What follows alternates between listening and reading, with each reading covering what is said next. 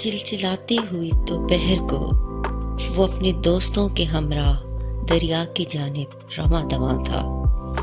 بچپن میں وہ کاغذ کے جہاز اڑایا کرتا تھا، پھر وہ پتنگ اڑانے لگا اور اب کالج میں آ کر وہ خود ہوا میں اڑ رہا تھا۔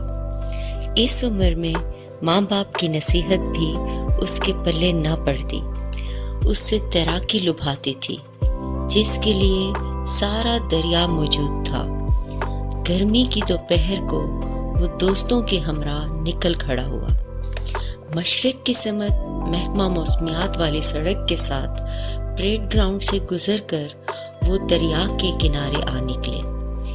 گنجان درختوں نے انہیں اپنے سائے میں لے لیا۔ سرسراتی ہوا اور شمال سے جنوب کی طرف بہتے ہوئے دریائے سندھ کے پانی نے دوپہر کی تپش کو توڑ دیا تھا۔ موسم گرما میں دریا پر لوگوں کا جانا روز کا معمول ہوتا، اس لیے سڑک پر تانگوں اور سائیکل رکشہ والوں کی بھرمار ہوا کرتی۔ آس پاس دیہات کے کوچوان اور رکشہ پولر سیزن کمانے کے لیے شہر آ جاتے۔ عام طور پر سپہر کو جب دن کی تپش کچھ کم ہوتی تو لوگ دریا کی طرف جانے کے لیے گھروں سے نکلتے۔ دریا کنارے انگریز نے اپنے دور میں بلند پختہ بند باندھا ہوا تھا، جو واقعی پختہ تھا، ورنہ اسی دریا کے پانیوں میں شہر 2 بار ڈوب کر اپنا نشان تک گم کر بیٹھا تھا۔ ڈیرہ کا مقدر دریا کے ساتھ کچھ ایسا جڑا ہوا تھا کہ اس شہر نے اپنا تیسرا جنم بھی سندھ کنارے پر ہی لیا۔ بند پر انگریز نے اپنے وقتوں میں 1.5 فٹی پٹڑی بچھائی تھی، جس پر اس دور میں ٹرالیوں کے ذریعے ڈیرہ سے 90 کلومیٹر پیسو تک سامان لے جایا جاتا تھا۔ یہ بھی کہا جاتا تھا کہ چھوٹی ریل گاڑی ڈیرہ، پیسو، ٹانک اور کالا باغ تک چلا کرتی۔ یہ سلسلہ مدت ہوئی ختم ہو چکا تھا، مگر پٹڑی مارشلائی دنوں میں بھی موجود رہی، جسے بعد میں ایک جمہوری حکمران نے اونے پونے داموں ہڑپ کر لیا۔ اسی بند پر سنگل سڑک تھی۔ سپہر کو ماشکی وہاں پانی کا چھڑکاؤ کرتے۔ پلاؤ اور حلوہ فروش سڑک کنارے تعمیر شدہ 12 دریوں میں اپنے سٹال لگا لیتے۔ سڑک کی دوسری جانب گورا قبرستان کے ساتھ ایک واجبی سا ہوٹل چائے اور کٹلیس کی سہولت فراہم کرتا۔ لوگ جوک در جوک وہاں سیر کرنے آتے، بڑی تعداد میں پیراک دریا میں نہانے آ جاتے۔ جمعہ اور اتوار کے دن پکنک، جسے مقامی زبان میں دھاونی کہا جاتا، منائی جاتی۔ ٹولیوں کی صورت میں لوگ اپنے کھانے پینے کا سامان اپنے ہمراہ لاتے اور پیراکی کے ساتھ پکوان بھی پکائے جاتے۔ گھنے درختوں کی قطاروں سے اس طرف دوسرا کنارہ 14 میل دور ہونے کی وجہ سے ساون میں دریا پر سمندر کا گما ہوتا۔ گندمی رنگت والا اسوار زیادہ لمبا چوڑا نہیں تھا، تیراکی کی وجہ سے اس کا جسم چھریرا تھا۔ وہ نکر پہنے کنارے کے ساتھ کم پانی میں کھڑا ہوا تھا۔ کچھ دوست نکریں پہن رہے تھے اور کچھ اس کے ساتھ پانی میں اٹکھیلیاں کر رہے تھے۔ گہرے پانی میں جانے سے پہلے وہ جہاز کے گزرنے کا انتظار کرنے لگے، جس نے ابھی لنگر اٹھایا تھا اور دریا پار جا رہا تھا۔ جب جہاز چلتا تو دریا میں بڑی بڑی موجیں اٹھتیں۔ جہاز کے انجن کے شور کے ساتھ پرندوں میں گھمسان پڑ جاتا۔ تند و تیز لہروں کے سبب تیراک مشکل میں پڑ جاتے۔ اس نے دیکھا جہاز کے عرصے پر سینکڑوں اونٹ دریا پار کچے کی طرف جا رہے تھے، جہاں سے وہ پنجاب میں تھل کے ریگستان منتقل ہو جاتے۔ جہاز کی اوپری منزل پر مسافر سفر کیا کرتے، جنہیں دریا پار کر کے شہر دریا خان کے جانے کے لیے پورا دن لگ جاتا تھا۔ جہاز کے گزر جانے کے بعد وہ گہرے پانی کے لیے پر تول ہی رہے تھے کہ اچانک نیلا شٹل کاک برقع اوڑھے ایک عورت کو انہوں نے بند سے نیچے اتر کر دریا کی سمت آتے دیکھا۔ ہاتھ برقعے سے باہر نکالے، سینے سے قرآن لگائے، بلکتی ہوئی آئی اور ان سے کچھ دور چھپاک سے دریا میں کود گئی۔ اسوار کا دماغ سائیں سائیں کرنے لگا۔ وہاں موجود تمام لوگ ہکا بکا رہ گئے۔ یہ تو اچھا ہوا کنارے پر پانی کا بہاؤ نہ ہونے کے برابر تھا۔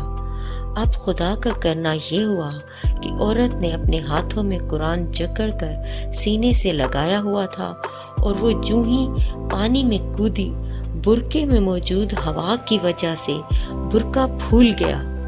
اب صورتحال یہ تھی کہ وہ قرآن بھی نہیں چھوڑ رہی تھی اور ڈوب بھی نہیں رہی تھی۔ اسوار کے کچھ اوسان بحال ہوئے، وہ فوراً عورت کی طرف لپکا۔ اس کی دیکھا دیکھی دوسرے لوگ بھی آئے اور جیسے تیسے اسے باہر نکالا۔ عورت اب باقاعدہ بین کرنے لگی، مجھے نہیں جینا، مجھے مرنے دو۔ وہ بلک بلک کر رو دی۔ آپ کتنا غلط کام کر رہی تھیں، یہ حرام ہے۔ جس کا جینا حرام کر دیا گیا ہو تو؟ برقع اب بھی اس کے منہ پر تھا۔ اتنے میں ایک بزرگ آگے بڑھا اور شفقت آمیز غصے سے بولا، اللہ تمہیں ہدایت دے، تمہارا گھر کہاں ہے؟ بابا، میرا کوئی گھر نہیں ہے، گھر تو وہ ہوتا ہے جس میں خوشی ملے۔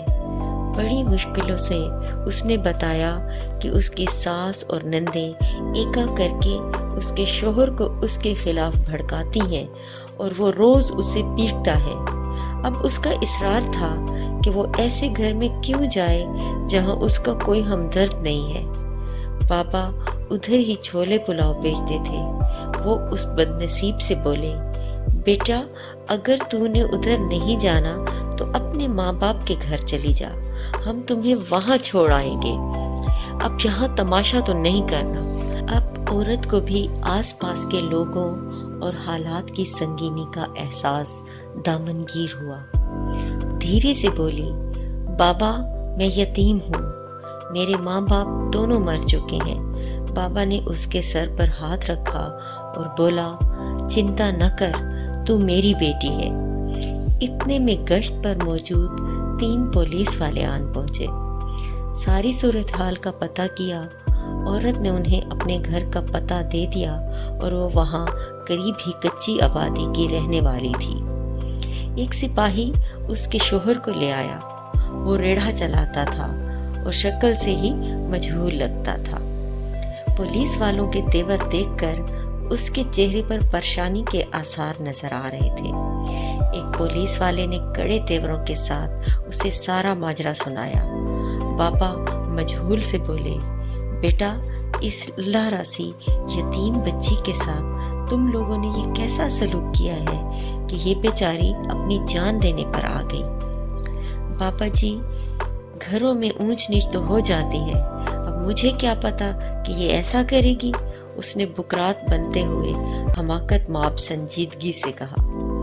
اونچ نیچ کے بچے، پولیس والا ٹپٹ کر بولا، تمہاری اس اونچ نیچ میں تمہاری ماں کو تو کچھ نہیں ہوا اور نہ ہی تم نے دریا میں چھلانگ لگائی، البتہ یہ مرنے آ گئی۔ ہم تشدد کا کیس بنا کر ابھی تمہیں حوالات لے جاتے ہیں، ایک رات میں تم ہمارے پاؤں چاٹو گے۔ پہلی دھونس پہ وہ منمنانے اور ہاتھ جوڑنے لگا۔ پولیس والے نے جب حالات موافق ہوتے دیکھے تو ذرا اور سختی دکھائی اور بولا، یاد رکھ اگر آئندہ تم لوگوں نے اس کو تنگ کیا تو ریڑھے سمیت تھانے میں دفنا دوں گا۔ وہ بدبخت فوراً سیدھا ہو گیا۔